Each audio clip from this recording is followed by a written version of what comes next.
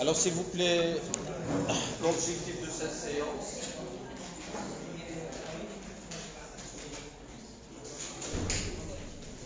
nous avons un atelier à réaliser. Cet atelier comprend 6 exercices. Chaque exercice se base sur un modèle de données. Parce que nous avons dit, pour réaliser une application informatique, en premier lieu, il faut modéliser votre problème. Sans modélisation et sans bonne modélisation, vous serez incapable de réaliser, bien de résoudre un problème informatique. Donc il faut le modéliser et après passer à l'implémentation. Une bonne modélisation certainement conduit à une bonne solution. Une mauvaise modélisation ne va jamais conduire à une bonne solution. Dans cette séance, on suppose que nous avons déjà les modèles établis, parce qu'il s'agit de simples modèles de données. Et dans n'importe quel problème informatique, certainement, une fois que vous avez des structures complexes, vous aurez plusieurs structures qui peuvent avoir des relations entre elles. Donc, quels sont les types de relations entre les différents types de structures? Je peux avoir, comme le schéma le montre, je peux avoir plusieurs natures de relations. Dans un premier temps, le premier exercice, son objectif, c'est de résoudre des problèmes qu'il y a des structures sans aucune relation. Ça, c'est le premier travail simple. Donc, je suppose que j'ai des structures de données indépendantes. Le deuxième exercice, il se base sur un modèle dans lequel il y a de relations entre les structures. Et cette relation, c'est la plus simple des relations. Il s'agit d'une entité, d'accord, qui va donner lieu par la suite à une structure de données.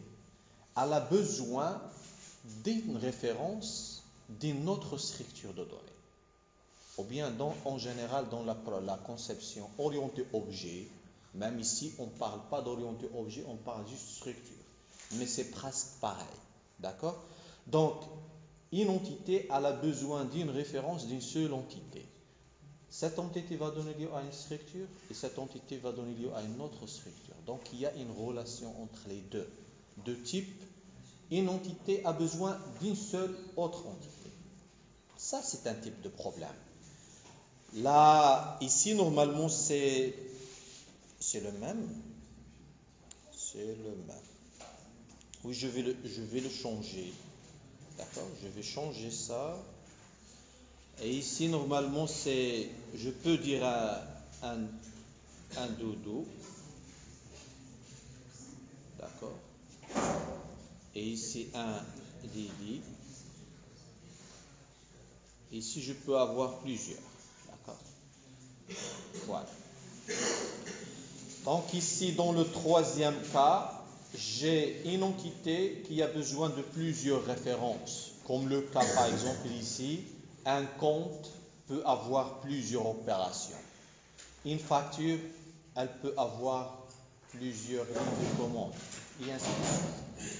Ici, je peux donner comme exemple, une ligne de commande a besoin d'un produit. D'accord? Donc, type de problème.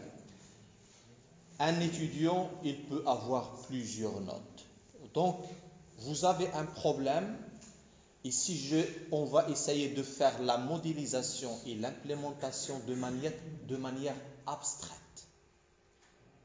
Mais vous tenez un problème, n'importe lequel problème, vous allez trouver la même chose ici dans ces types de modélisation. Autre exercice ici, on peut avoir un modèle un peu compliqué, c'est-à-dire il y a dépendance entre plusieurs structures de données. Une structure de données, il y a une première dépendance et cette deuxième structure de données dépend d'une autre structure de données. Ici, je peux avoir une structure de données qui dépend d'une structure de données et je peux avoir une relation réflexive, d'accord, dans un type de problème. Le dernier exercice, toujours dans les structures de données, j'ai une seule entité qui dépend d'elle-même. C'est une relation réflexive. Alors, si on arrive à comprendre ça, c'est-à-dire le premier objectif pour nous, c'est de structurer les données. Parce que nous avons dit que les structures de données et le bon choix des structures de données vont permettre de bien structurer votre code. Alors ça, c'est la première finalité des structures de données. La deuxième finalité des structures de données, ils permettent d'optimiser les ressources mémoire. Donc, structuration de code pour une meilleure maintenance. Et en plus, l'objectif de structure de données, c'est optimisation des ressources mémoire. À la place des tableaux, nous allons utiliser par la suite les structures de données pour optimisation des mémoires, à savoir les listes chaînées. Et si on arrive à maîtriser ces modèles-là pour structuration de code, certainement, on sera capable de maîtriser le dernier modèle. Et le dernier modèle, il s'agit d'un modèle d'une liste chaînée. D'accord? Parce que chaque nœud, chaque élément, il pointe sur son sujet. Donc ça, c'est une modélisation à faire. Chaque élément, il a besoin d'un élément. Donc on va voir pas à pas. Si on arrive à comprendre ces exercices-là, certainement, on ne va pas trouver de problème avec les listes chaînées parce que c'est une affaire de quoi? De modélisation et d'implémentation. Donc, durant les 5 exercices, premier exercice, nous allons apprendre à créer des nœuds, les initialiser, les afficher, parcourir un tableau et ainsi de suite. Et vers la fin, l'exercice 6, il va constituer une introduction vers des listes simplement chaînées. Donc ça, c'est une première manière de voir les choses. Alors ici, pour le premier exercice, déjà d'ailleurs, vous l'avez eu dans le contrôle à réaliser, donc on va essayer de le résoudre ensemble.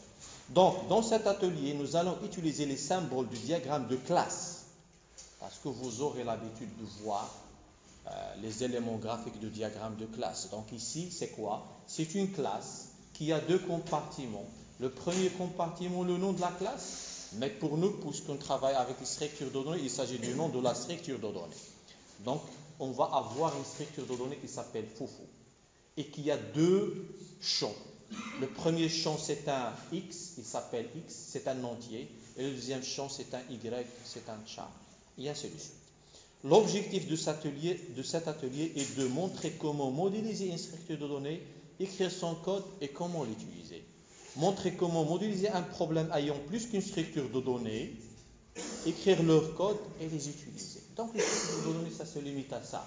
Parce que dans un premier temps, il faut savoir modéliser, écrire le code et utiliser. Donc ce sont 3 affaires qui sont très simples. Donc il n'y a pas de réflexion, il n'y a pas d'intelligence, d'accord?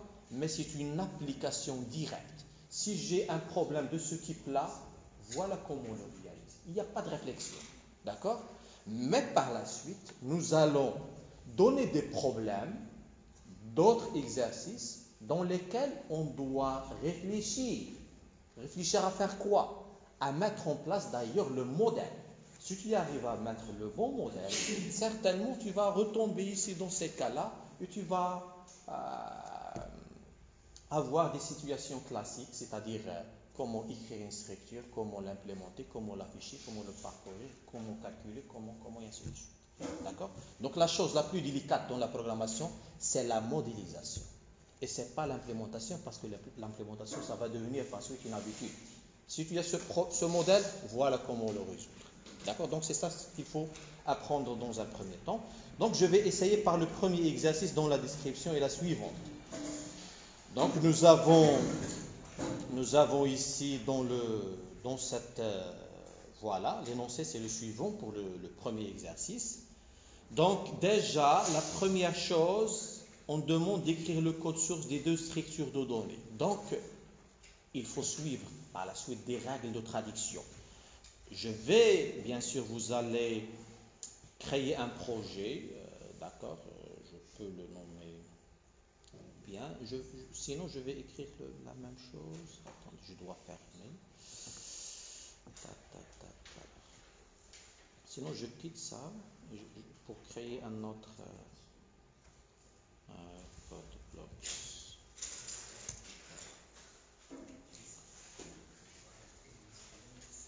Alors rapidement, nous allons essayer de faire la traduction de ce modèle pour trouver les structures de données, donc je vais créer un projet. Donc c'est une application console. Alors je vais baser sur C et mettre comme nom workshop 1, bien 3. Voilà. Voilà. Alors, la première chose, tu as un modèle. Par exemple, ce sont deux structures de données indépendantes. Je vais commencer par créer cette structure de données. Alors, je vais mettre type def. Nous avons vu dans le cours comment créer une structure, struct. Le début de la structure, la fin de la structure, et je dois donner ce nom. Donc, j'ai une structure de données qui s'appelle FOFO maintenant. J'ai un type que je peux l'utiliser. Cette structure de données, elle contient deux choses. Un caractère, un entier qui s'appelle X et un caractère qui s'appelle Y. Voilà, donc j'ai une structure de données que je peux l'utiliser. D'accord? Qui s'appelle FOFO. C'est-à-dire, je peux l'utiliser. Je peux, comme le cas des types primitifs, je peux mettre un int A. Pareil, je peux mettre un FOFO parce que j'ai un type, un FOFO, et je peux mettre F. Voilà. Donc, je peux faire cette affaire-là et ça va réserver l'espace mémoire suffisant pour stocker un FOFO. La première question, ça c'est écrire le code des deux structures de données. Donc pareil pour la classe ou bien pour la structure FIFI, donc je peux faire pareil. Donc je peux faire un copier-coller pour accélérer. Donc ma structure de données, elle s'appelle FIFI déjà. Et il y a la quoi exactement? Elle a un pointeur vers un double qui s'appelle X et un pointeur vers une chaîne de caractères. Donc, rapidement, je peux faire ici un double, un étoile, et ici un char étoile Y pour dire qu'il s'agit d'une chaîne de caractères. Donc, voilà. Maintenant, c'est la première chose. Tu as un modèle, voilà quelles sont les règles à suivre pour créer les structures de données. Alors, maintenant, la question qui suit, c'est quoi? La question qui suit, c'est écrire une fonction void, create FOFO 1, void. Ça ne retourne rien. D'accord? Donc, je vais, et qui permet de demander, et qui demande à l'utilisateur de saisir les données d'un FOFO et l'initialiser. D'accord? Mais il faut savoir qu'il s'agit d'un void. Alors, void, create FOFO 1, et voilà. Ça, c'est le minimum à écrire dans ma fonction. Alors, comment l'utiliser? Ici, je vais, le FOFO, F1, il appartient au main. Alors, comment demander à cette fonction d'initialiser ce F1? C'est-à-dire, ce n'est pas le main qui va mettre .x égale à 4, par exemple. Non. Je souhaite charger la fonction createFOFO d'initialiser les informations concernant le F1. D'accord? Donc, au lieu d'utiliser ça, je veux mettre ici createFOFO 1 et je passe quoi en paramètre?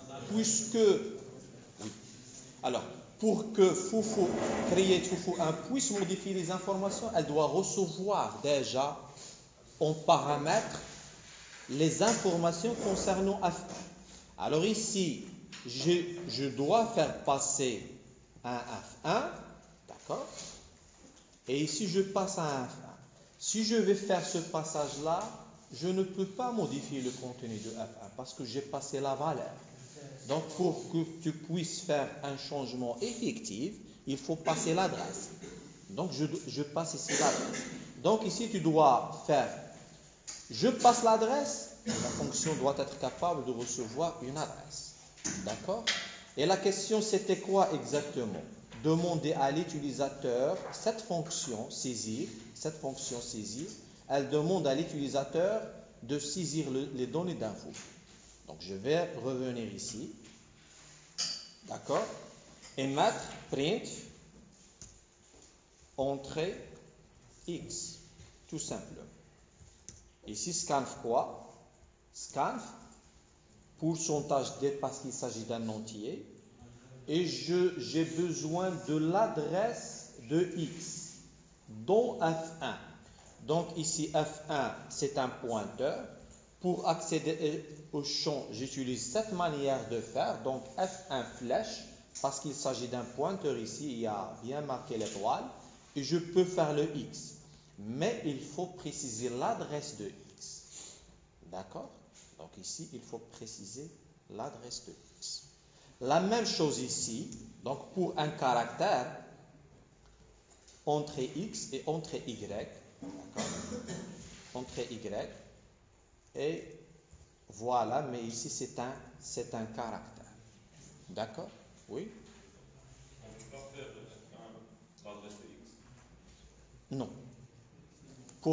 Pour dire qu'il s'agit de l'adresse de X, voilà. L'adresse F1 flash X signifie que l'adresse de X au sein de F1. D'accord? Donc c'est ça ce qu'il faut faire. Alors maintenant, une fois saisir les informations, je vais exécuter mon programme, entrée X, parce que c'est la première opération à faire, je dois saisir un entier, entrée Y. Il faut, pour les caractères, voilà, il faut faire un get char, ou bien get C. D'accord? Voilà. Après le X. Get char. Oui, je vais faire un copier-coller. Parce que pour les caractères, c'est pas trop bien, on sait, mais c'est ça ce qu'il faut faire. C'est une règle à suivre. Si tu souhaites lire un caractère, il faut le faire précéder par un get char pour permettre lire pourcentage C. Donc je peux mettre ça ici. D'accord? Alors, je vais mettre entrée X. Maintenant, il va m'attendre. D'accord? À l'aide de get char. Alors je vais mettre un E. Voilà. Donc j'ai saisi les informations d'un F1. Alors maintenant la suite, c'est avant de revenir bien sûr à la fonction create fofo 2, create fofo 3, je vais mettre un display fofo pour afficher, pour voir à ce que déjà la fonction create fofo 1 fonctionne comme il faut. Alors ici je vais créer une autre fonction void parce que display, tout simplement display un fofo. Display quoi? Display un fofo, donc je dois passer en paramètre un fofo. Et ici, vous n'allez pas modifier la valeur parce que pour afficher, vous n'allez pas modifier. Donc, il faut prendre l'habitude à ne pas passer l'adresse une fois que vous souhaitez afficher. D'accord? Donc ici, qu'est-ce que je dois faire? Un F, un fofo F. Alors, print, je peux print. Donc, détail fofo, d'accord? Et je reviens à la ligne. Et je peux mettre un print. On a dit de la forme suivante. C'est-à-dire cette forme-là. Un V c'est un caractère, un c'est une valeur entière. Donc je vais tout simplement mettre ici les parenthèses. Et entre parenthèses, il y a un pourcentage D pour un entier, virgule, un pourcentage C pour un caractère. Et ici, je vais mettre les informations nécessaires. D'accord? Pour un X. Et pour...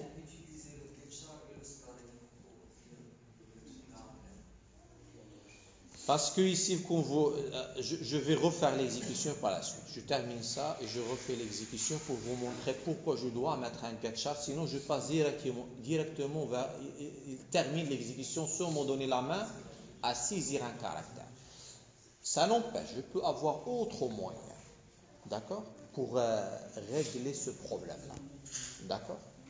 Je peux même utiliser, parce qu'un caractère, finalement, c'est un entier, code ASCII. Je peux, à la place de scanf pourcentage C, ici, je peux mettre scanf pourcentage D. D'accord? Un caractère. À ce moment-là, il ne va pas se poser ce problème. Parmi les solutions qui existent. Sinon, je peux avoir gets, puts, je ne sais pas quoi. D'accord?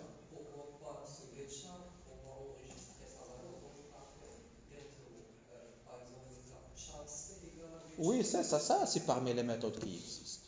D'accord? Donc, il y a plusieurs manières de faire. Si on fait exécuter, on doit faire exécuter deux fois.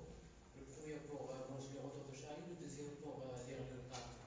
Mais ici, on a utilisé une seule fois, ça a marché. Ah oui, oui. Là, si on utilise GitChar avec Scribe, ça marche. Mais si on veut utiliser GitChar à la place de Scribe, on doit utiliser GitChar deux fois. Je ne sais pas. Je ne sais pas le détail exact. Parce que pour moi, il y a une solution qui marche. Il y a 1000 solutions. Il y a 1000 solutions, mais il y a plusieurs solutions. Enfin, d'accord? Alors là, je vais, ici la première chose, non, pourquoi j'ai fait un copier-coller? Donc, pourcentage D, pourcentage F, et ici je vais F flash X, et ici F flash Y, pour afficher le détail d'un foufou. Donc, pour afficher le détail d'un foufou, tout simplement, je vais faire display. Oui, point, très bien, oui. Il ne faut pas dire pourquoi flèche. Il faut dire flèche ne va pas fonctionner. C'est mieux. Parce que flèche, le F, ce n'est pas un pointeur.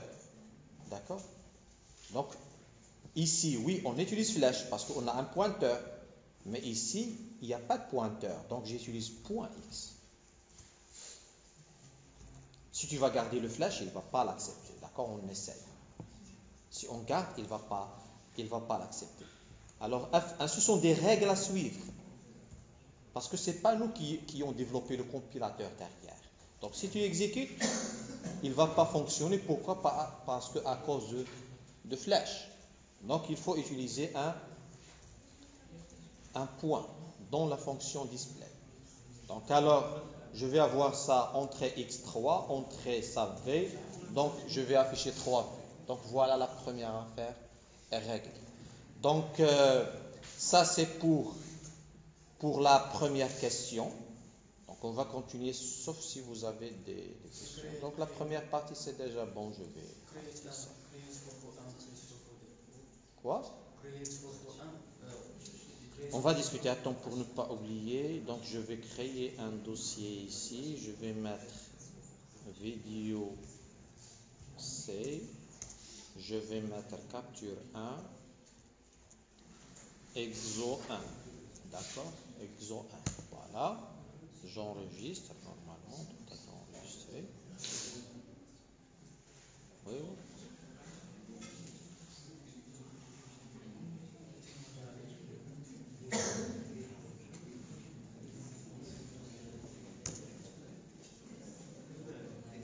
C'est bon? Non, attendez, comment ça se fait? Alors, c'est vidéo C. Voilà, capture 1. Ça.